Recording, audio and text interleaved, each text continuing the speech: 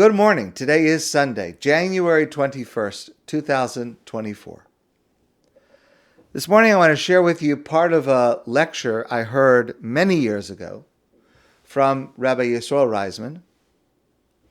It concerns a pivotal moment in Jewish history, and its message is with me every single day.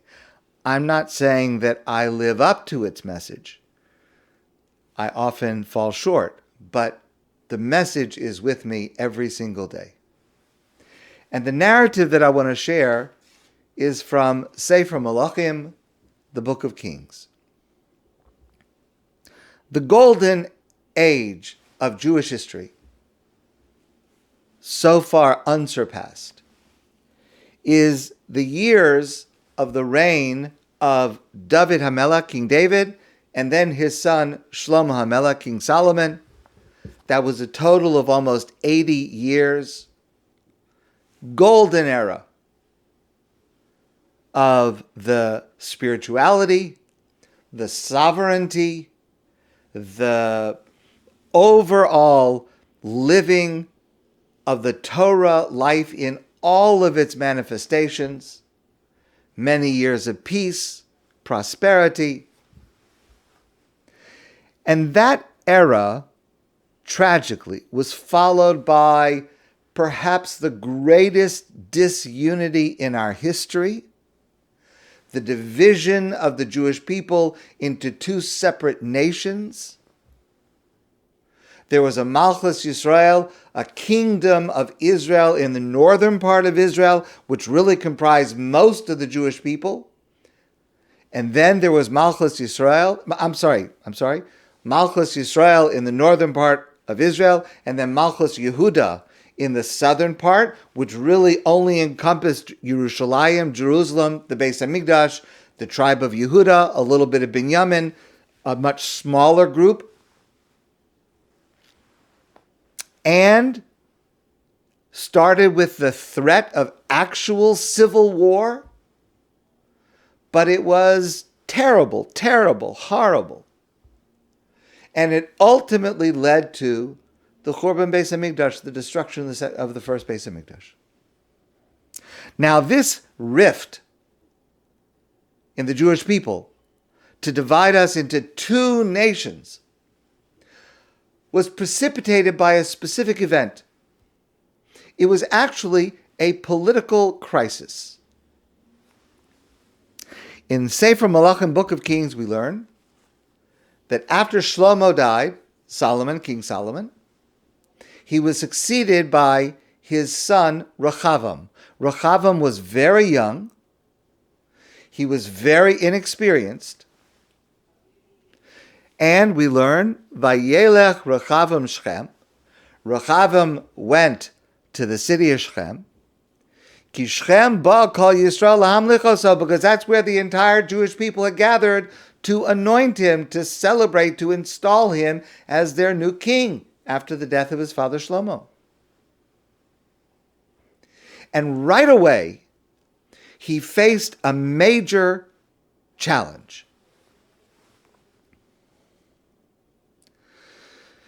There was a person named Yeravam ben Nevat. Now, it turns out he's going to be one of the worst, horrible, wicked people in all of Jewish history. But even at this point, he's a troublemaker. He's not a good person. So, again, right away, as soon as this young boy becomes king, Yeravam, the Chol Kahal Yisrael, they all gathered and they spoke to Rechavam, the new king.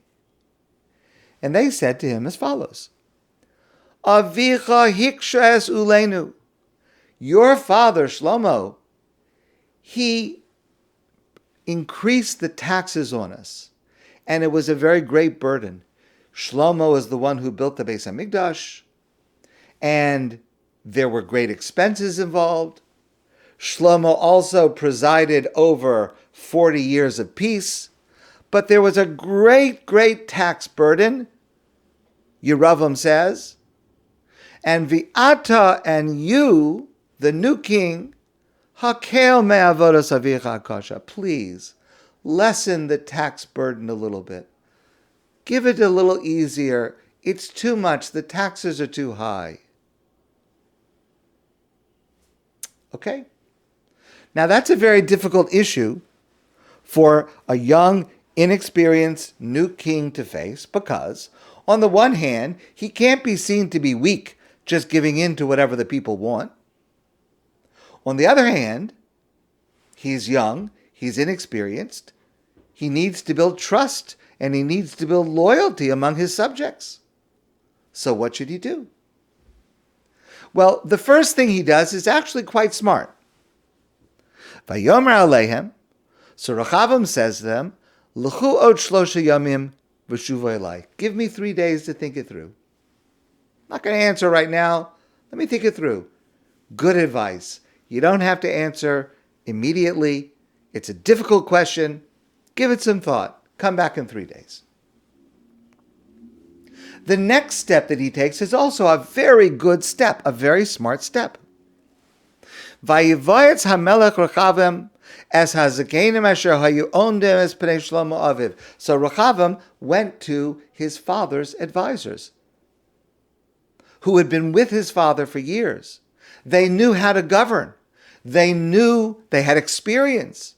They knew how to deal with issues like this. And he said to them, Echatem noatzim lahashiv esam hazadavar. What is your advice? What should I say in response to this request to lower the taxes? Vayidabru elav lemor. So these advisors who had lots of experience, who knew the people, who understood the situation that this new king was in, they said to him as follows: Im hayom tiyeh eved la'am hazeh v'avadatam. If you, starting from today, the beginning of your reign as king, if you see yourself as the servant of the people, va'anisem v'dibarta aleim dvarim tovim, and you speak to them respectfully, you say nice things to them, you speak in a way that recognizes that you were there to serve them, v'hayu lecha avadim kol hayamim. They will be your servants forever. You will gain their loyalty. You'll be able to do whatever you want. You will have a strong reign. Okay? All right. That's the advice he got. The next step that Rechavam took was not such a good step. He left the advice that these experienced advisors gave him. He then turned to a different group of people for their advice. And these were the kids that he grew up with, his contemporaries. Literally, the children that he had grown up with. Asher ha'omdim lefanav. They were the people that he had surrounded himself with. In other words, he surrounded himself with his contemporaries. Basically children. And they'd grown up together. Vayomer alehem. And he said to this group, Ma'atem noatzim. What do you suggest? Vayidabru elav hayeladim asher gadlo ito lemor. And the Navi repeats, these children that had grown up together with him, they said, this is what you should tell the people when they come to ask you. You think that my father gave it to you hard? That my father gave you a high level of taxes, and you're asking me to lower the taxes? Here's my response. If you think my father was hitting you with a stick, I'm going to hit you with a beam. You ain't seen nothing yet. I am raising those taxes so high. You are getting away with murder. And I am going to make sure that the taxes are much, much higher. That was the advice that he got from his friends, these kids who had no experience in government, who didn't know anything about the people, and certainly knew nothing about politics or diplomacy. On the third day, Yeravim and all the people came back. And keep in mind, part of the issue was Yeravim had a very large portion of the population with him who was coming to ask this question. And the king responded to them, "You asked me to lower the taxes?" And he said, "Forget about it. You think it was bad the way it was? It's going to get much, much worse. The taxes are not only not going down, they're going up, and you can expect them to continue to go up. If you think my father was hitting you with a stick, I'm going to be hitting you with a beam right across the forehead."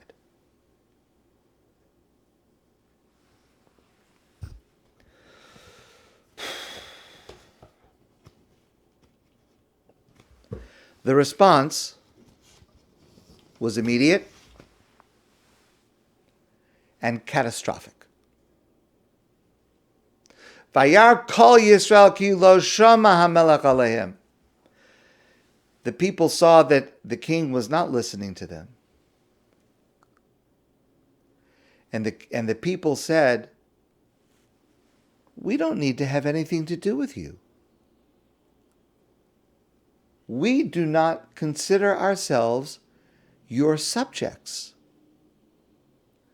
We are going to separate ourselves from the house of David." Of course, Rechavam was a grandson of David HaMelech. He was part of the Davidic line. "We don't want anything to do with you." Uvnei Yisrael hayoshvim ba'arei Yehuda vayimlach aleim Rechavam. The people who were living in Yehuda, the southern area around Yerushalayim, which was a small portion, they accepted Rechavam as their king. However, Vayhi kishma kol Yisrael kishav Yeravam.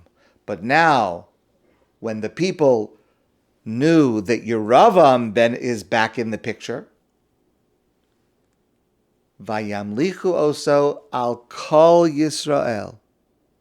The overwhelming majority of the people accepted Yeravam as their king. V'lo haya achrei beis David, and there was no one to follow Rechavam in the south. Zulasi shevet Yehuda levado. Only one tribe. There were 12 tribes. The tribe of Yehuda was living in Yerushalayim. They followed the Davidic line. But the rest of the people, the overwhelming majority of the people, they split into a different kingdom. We don't need you anymore. Now, this split of the kingdom, first of all, almost caused a civil war, narrowly averted.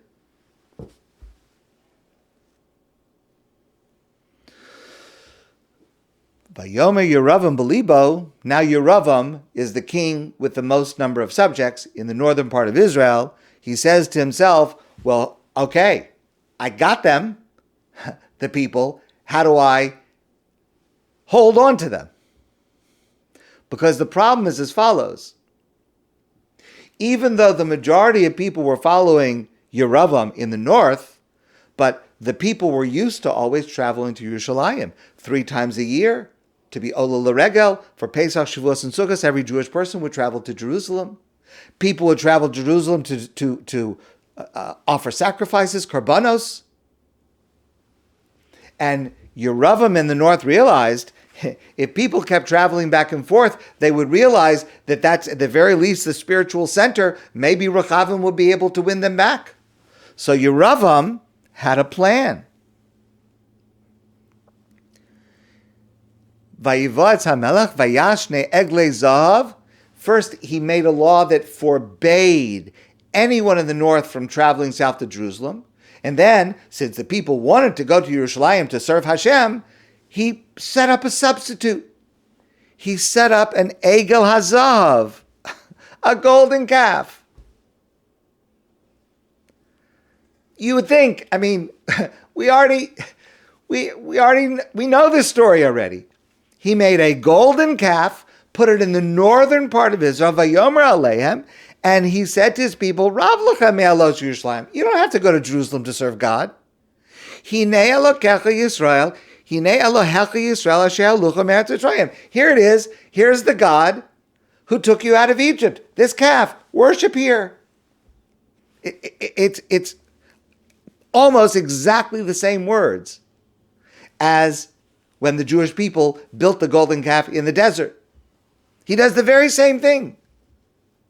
And ultimately, it turns into pure idolatry. So what Yeravam manages to do, he is the one who manages to reintroduce idolatry to the Jewish people. And remember, he's in charge. He's the king of the overwhelming majority of the citizens of the Jewish people that time. The northern kingdom was much larger than the southern kingdom. And this not only led to the utter dissolution of any type of unity among the Jewish people, it also led to the spiritual decline of the Jewish people. Because most of the people started to revert, many of the people started to revert to idolatry because of Yeravam. And that eventually led to the destruction of the Beis Hamikdash. A terrible event with horrible, catastrophic consequences. Now, listen please to the insight of the Malbim. The Malbim, commenting on this narrative, says as follows. If you listen to the words of advice, first the words of advice that Rechavam got from the experienced advisors of his father, and then the advice of the kids, the young people who he surrounded himself with, who had no sense of how to govern, if you compare the two pieces of advice, they don't actually disagree on the substance of their response.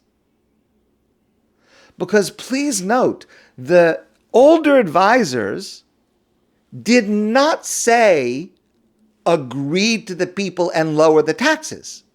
What they said was, Im hayom tiyeh eved la'am hazeh, if you will consider yourself and act towards the people as if you consider yourself their servant, you're there to help them.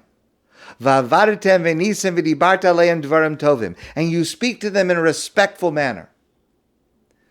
They will be your loyal subjects forever, even if you tell them you can't lower the taxes. But explain it in a respectful way. I understand the burden is high on you. I wish I could lower the taxes, but we're in a period of transition.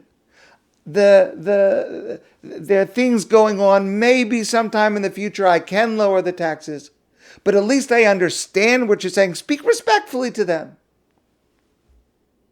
As opposed to these younger people, the friends of Rechavam, they just said, you think it's bad now? It's going to get a whole lot worse.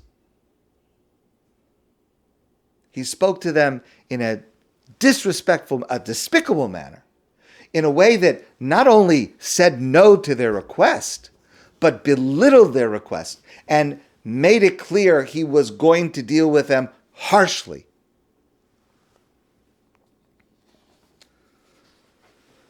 And here's a huge truth. Almost always, how you speak is much more important than what you say. Almost always, you can deliver just about any message that you have to deliver, even if it's a message that people don't want to hear. If you have to say no to a request, if you have to criticize someone, whatever it is that you have to say, if you think first about how to convey the message properly, you will have a much better chance that the message will be received the way you want it. Now, I'm not talking about misleading people or lying to people. I'm not talking about flattery. I'm not talking about creating a false impression. I'm talking about simply speaking respectfully, with empathy, recognizing if someone asks for something, they have a need for it. So explain it to them. Maybe the answer is no. But you can say it in a way that still retains their loyalty to you. And the first reason why you should take the trouble to do this is because you will have such a much better chance of getting what you want. So here's an incredible story. I've told this story before.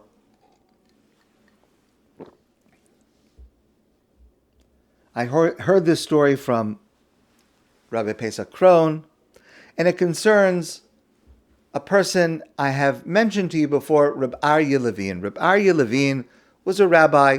He lived in Israel many years ago. A very great person with a tremendous sense of humanity and empathy. But of course, he had principles and he stood up for his principles. So this is a story that needs to stay with us. So many, many years ago in Yerushalayim, it's not like that today, but many years ago, the stores that were owned by Jewish people were closed on Shabbos. That's just the way it was. They were closed.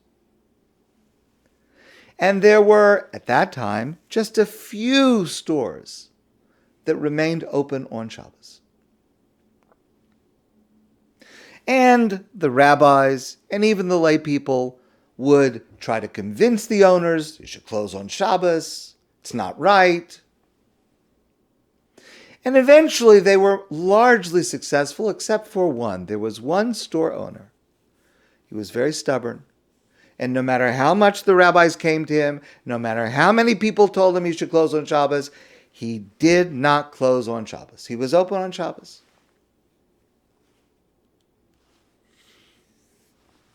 And the reason he was open on Shabbos is because, especially since he was the only store, he made a lot of money. And he was not willing to forego all the profits he would make by staying open on Shabbos. It's not a new story. Rabbi Avraham Levin heard about this store owner. And he was very, very pained that there would be a Jewish person who had a business that would be open on Shabbos in Yerushalayim. One Friday afternoon, Rabbi Avraham Levin got ready for Shabbos. He was dressed in his Shabbos clothes. And he went to the store. He went into the store. He walked up and down the aisles. He looked at what was being sold there. He saw the customers. It was Friday afternoon. It was quite busy. And then he sat down on a chair near the back of the store, and he just watched. Just watched.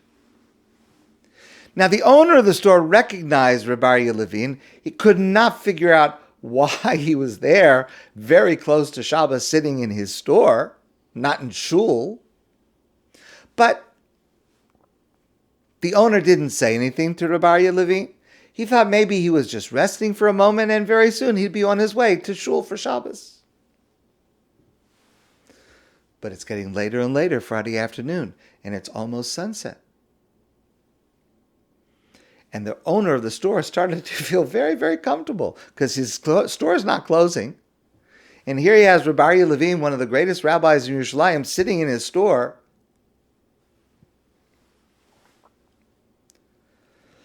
So finally, the owner of the store went over to Rabbi Avraham Levin and he said to him, Rabbi, I see that you've been sitting here for a long time.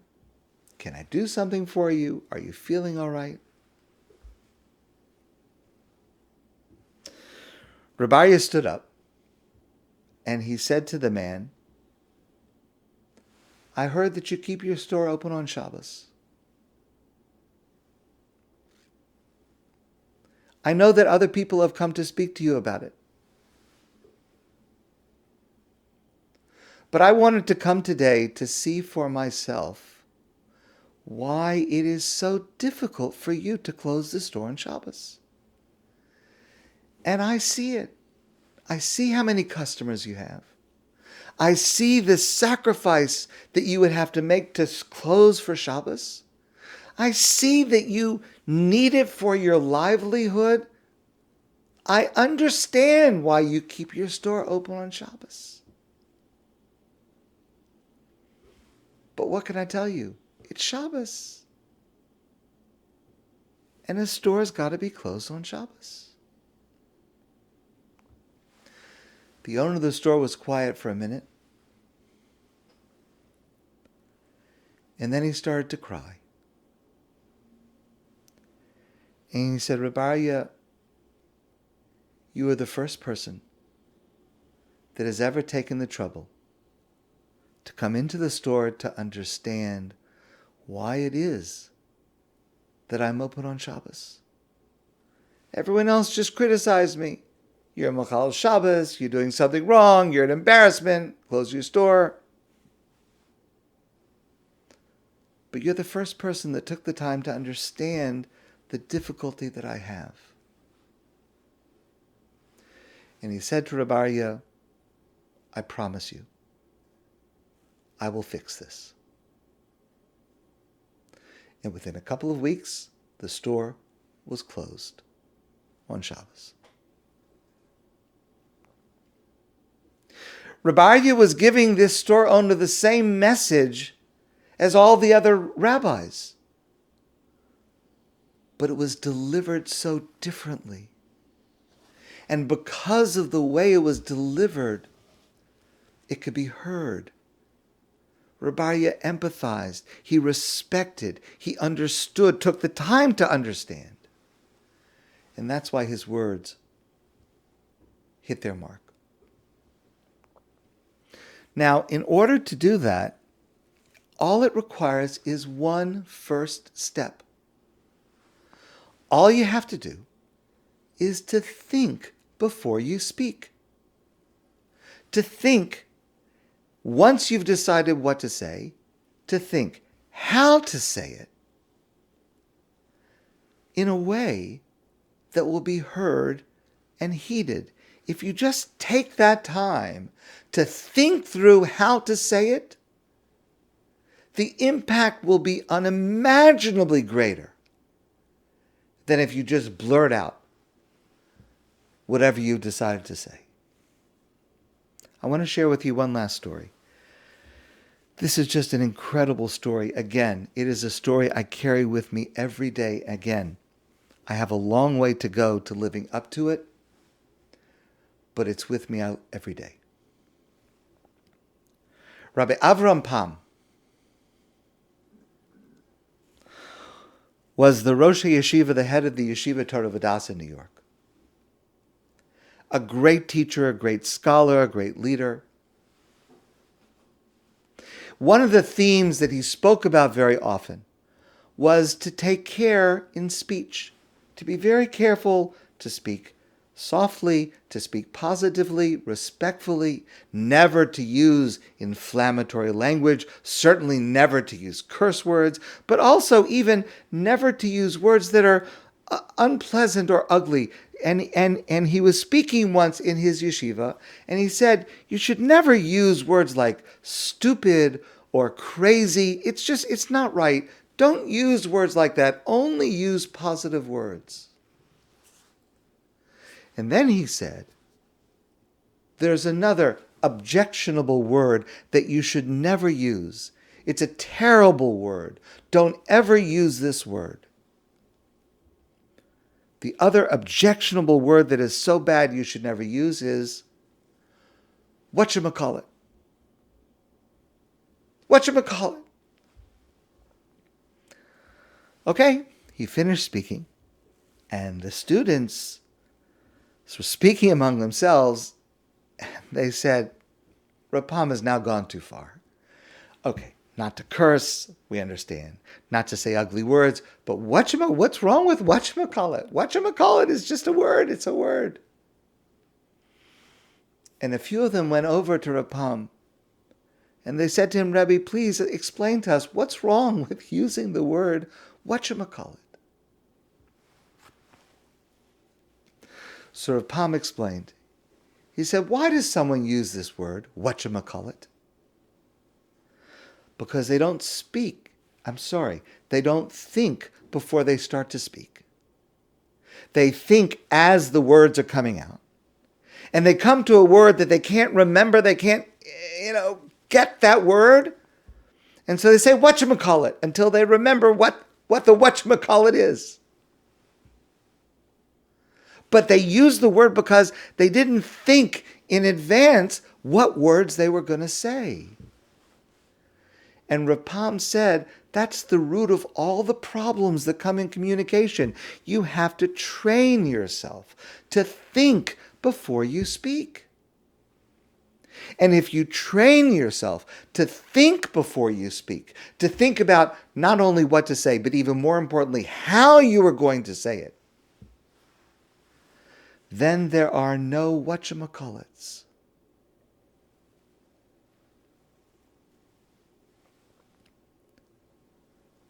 And the message you want to communicate will be much more successful. My friends, I wish you a great day, and I look forward to seeing you soon in person.